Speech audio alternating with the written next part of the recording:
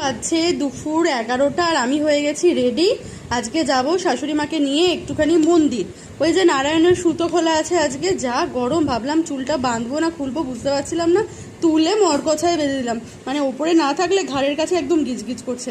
হ্যাঁ, তো যা বলছিলাম যে ওই নারায়ণের সুতো খোলা, সেই ঘাস দিয়ে নারায়ণের সুতো পড়েছিল আগের বারে, এবারে সেটা খুলতে হবে, তার জন্য পুজো দিতে যাবে। তো আমি চুল টুল বেঁধে নিয়ে রেডি হয়ে যাচ্ছি, শাশুড়ি মাও রেডি হয়ে গেছে চান টান করে, উনিও শাড়িটারি পরছে।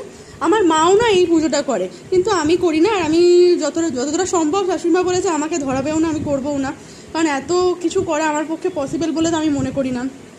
আমি হয়ে গেলাম রেডি। ওরে বাপরে গরম, ইচ্ছা করছে না একদম যে বাইরে বেরোই, কিন্তু কিছু করার নেই, যেতে হবে।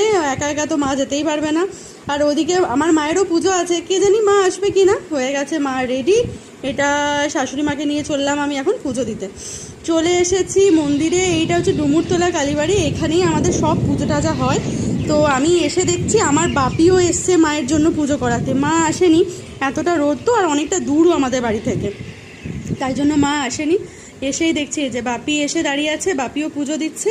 ভালোই হলো, বাপির সাথেও দেখা হয়ে গেল, মায়ের সাথে দেখা হলে আরও ভালো হতো।